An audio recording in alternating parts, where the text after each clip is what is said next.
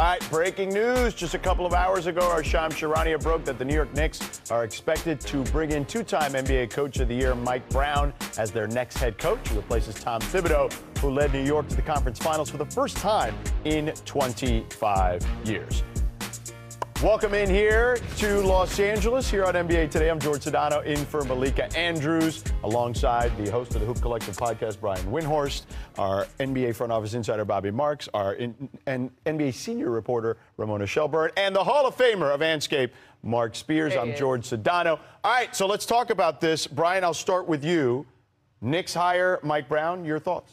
So he's got one of the most established resumes of any coach in the profession right now. He coached underneath Greg Popovich, underneath Rick Carlisle, underneath Steve Kerr. Was the head coach in a number of different teams, but Coach LeBron, Coach Kobe. Has coached the #1 defense in the league, has coached the #1 offense in the league, which is what he did 2 years ago when he won his second Coach of the Year crown with the Kings, where he helped the Kings break their 16-year drought of playoffs, where he had the #1 offense. So he has done a lot of different things over his career.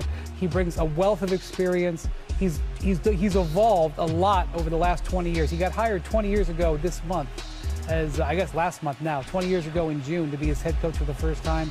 He's a lot different coach now than he was then. I see people comparing him. They think he's like Thibodeau because they're both defensive coaches. Yes, he's a defensive first coach, but he's very, very different, and his personality is very much, more of a mosaic than people are giving him credit for. Well, he's walking into a situation. How many head coaches walk into a situation when you're probably one of the favorites in the Eastern Conference here? And he's walking into a lineup and a roster that has 7 returners, your top 5 starters, and you're going to add Jordan Clarkson and Gershon Yabusele here to a team that, let's face it, Eastern Conference at least is the expectation moving forward here. NBA Finals, you don't get rid of a Tom Thibodeau to go out and do that here, and it's a lot different than what he walked into in Sacramento a few years ago. But as Brian just said, the experience in being in Golden State, the experience of being in Cleveland with LeBron has certainly prepared him for this.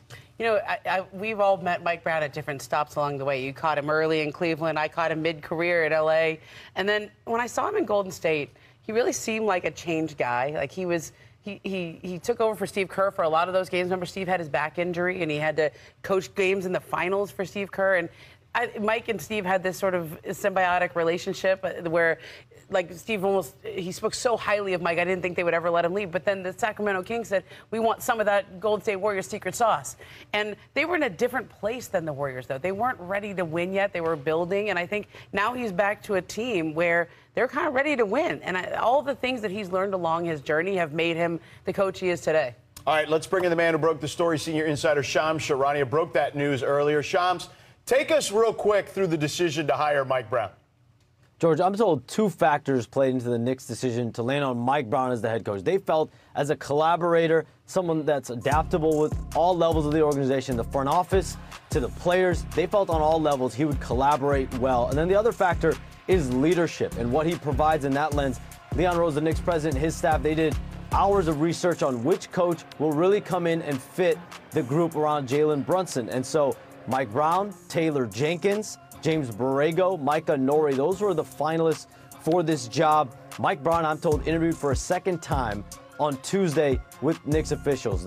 He's the only coach that met with them twice, and that meeting included James Dolan. And so now he walks away with a head coaching job, and this is a pressure cooker of a job for Mike Brown. This has championship expectations, and he's coached a vast array of stars throughout his 3 decades as head coach. I mean, think about LeBron James in Cleveland, in San Antonio, Tim Duncan, Tony Parker, Manu Ginobili, in Golden State, Stephen Curry, Draymond Green, Klay Thompson. Most recently, of course, Kobe Bryant as well, Pau Gasol, and then De'Aaron Fox and Domantas Sabonis in 2022-23. The Kings had the top-ranked offense in the NBA. They're obviously hoping for that same level of creativity coming up in New York. Shams, you're the man. Thanks for the time, brother. Appreciate you.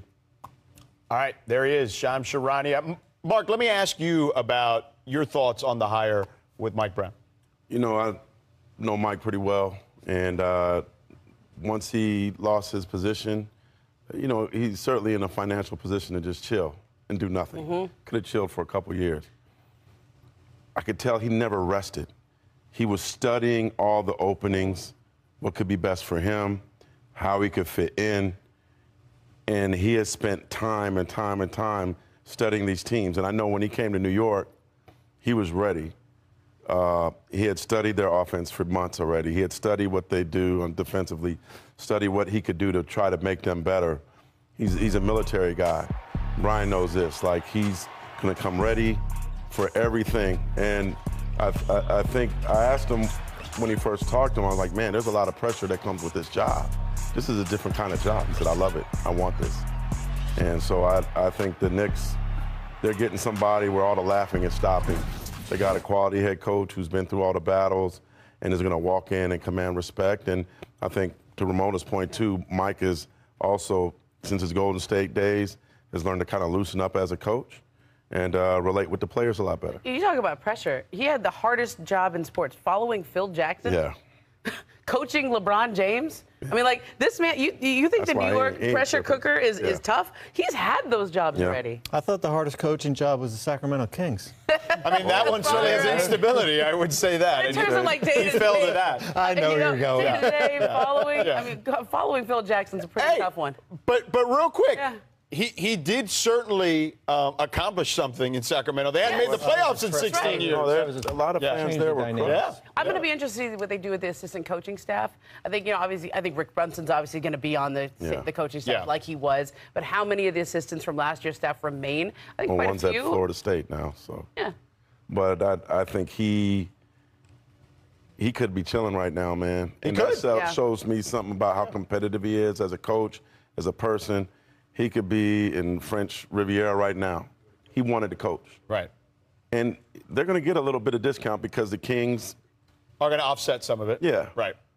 But the fact that he never wavered from the time that he got fired about taking time off. I never heard him say, you know what, I'm going to just go work with us, come over here. No, he wanted to work. All right, so now that the coaching carousel is over, let's get back to free agency. The story of the past 48 hours and all the noise you hear is certainly the sound of the bank vaults opening. So far, over $2 billion have been agreed to in the 2025 period. Here's a little refresher on what's gone down.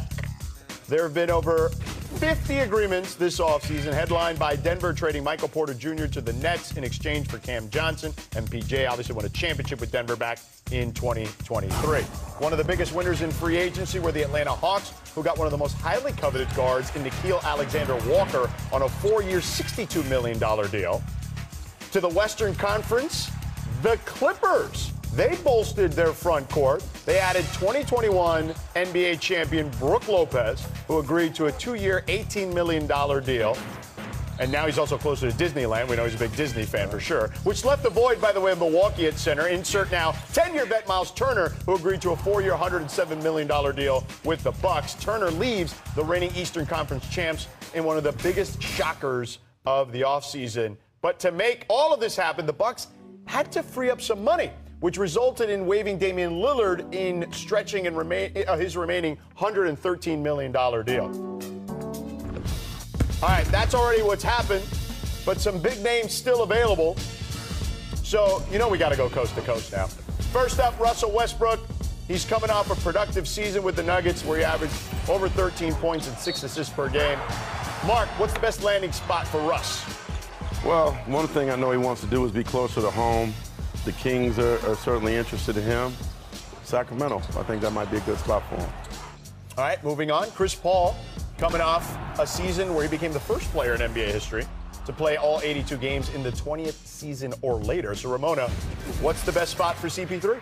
Well, another one who wants to play close to home. He lives here in Los Angeles. And how about a reunion with the Phoenix Suns? I know we've been talking about that for a few days. I still think that's the most likely spot that he ends up in. Devin Booker loves him. They had a great thing going. And what have we said for the past 2 years? They lack leadership. You got one of the best leaders in sports right out there. All right, next up, Al Horford shot a career-low 42.3% last season. Still played ridiculous defense. Over 100 made three-pointers for the third straight year. So, Brian, what about Al Horford? He's valued by everybody in the league. He has lots of different options, including retirement.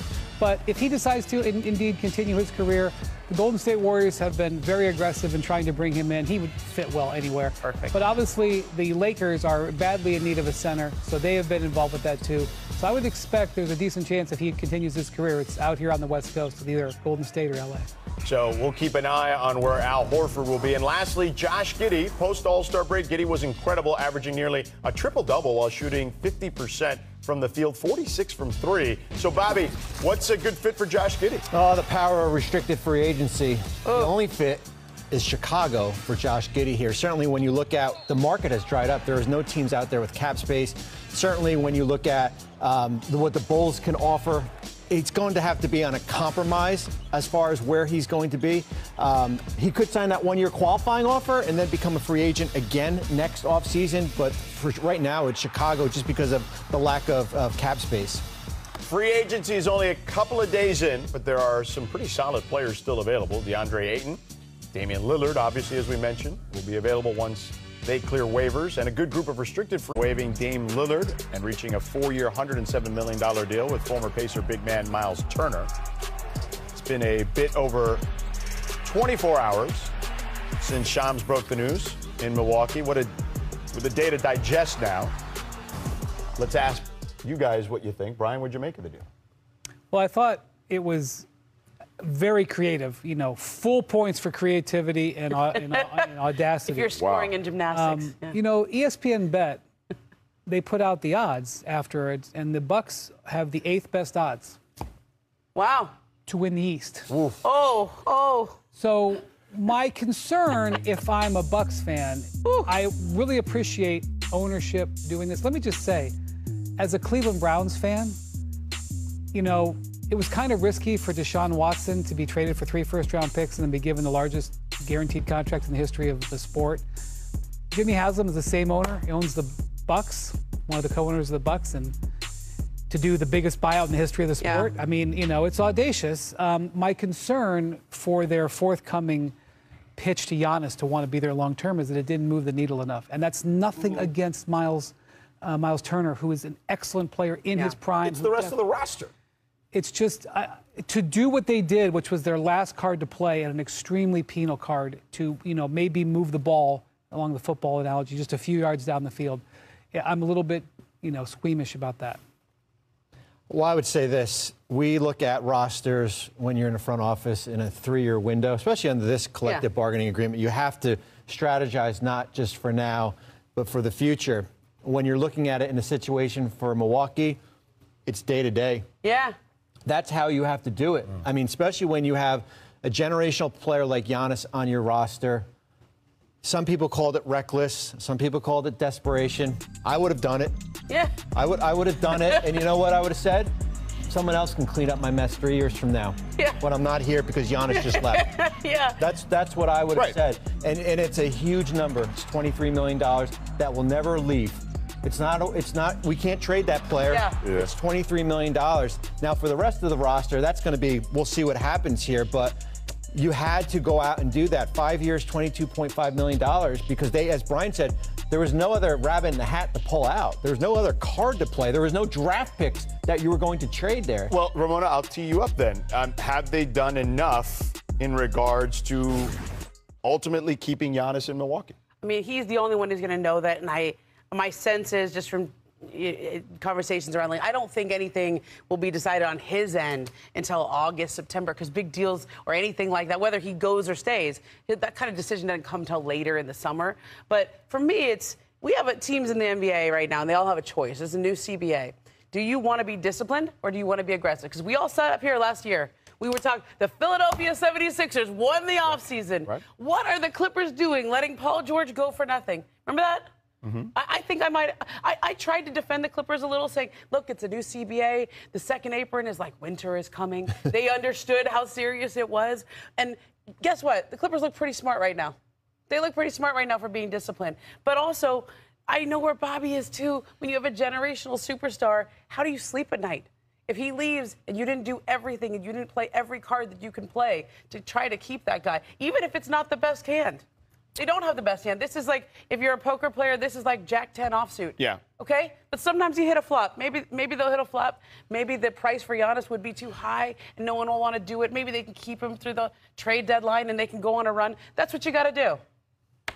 We'll see how it all unfolds for sure. I don't think, to your point, I don't think anyone really knows, but only Giannis will have to figure that out for us, and we'll see how that goes from there. But let's talk about Dame at this point and what the next steps are for him as he gets ready to return. Mark, you've been all over the reporting on Dame. What do you feel are some potential landing spots for Dame?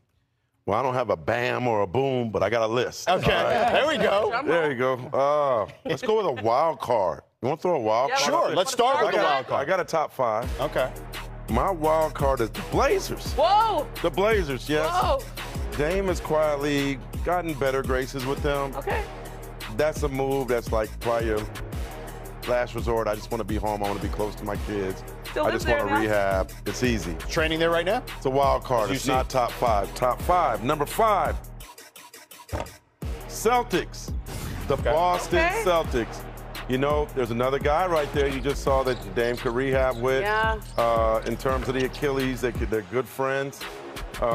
If you think about it, 2 years from now, what is that team with Dame at point guard?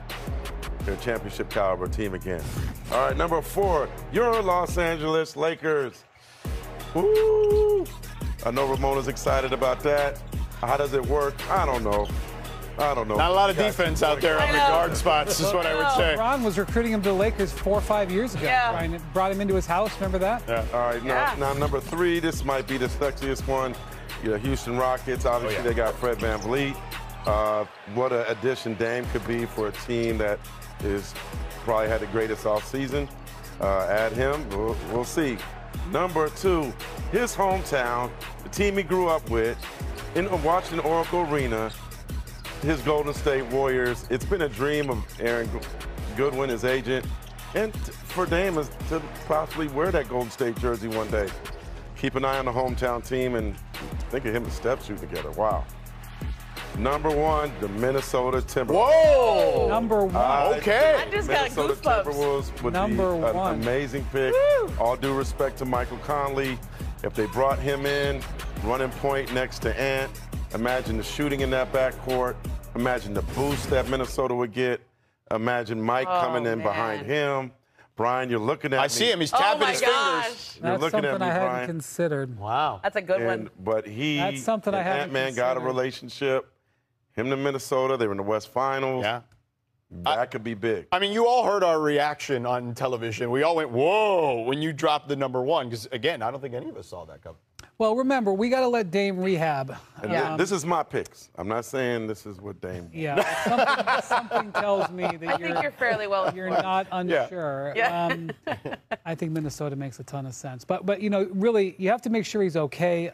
We always saw that he's obviously rehabbing. It's great to see him on the 0G. He's already starting to run again or walk or whatever. It's only early July. He just had that injury in April. You'd want to see where he's at. But let's just be honest.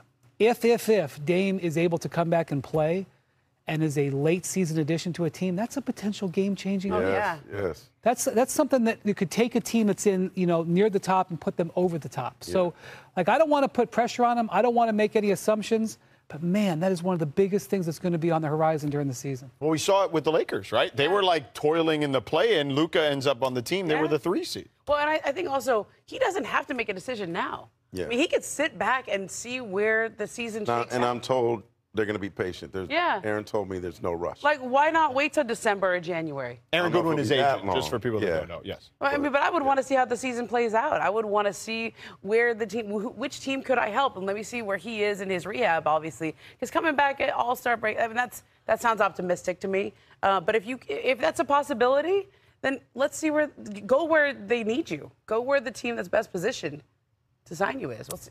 And it's not going to be the team that has the highest money. Remember, He doesn't need it. He's not giving back money to Milwaukee. But I am told that teams are being creative in what they could try to offer. Okay. Fair enough. Certainly something to keep an eye on for sure.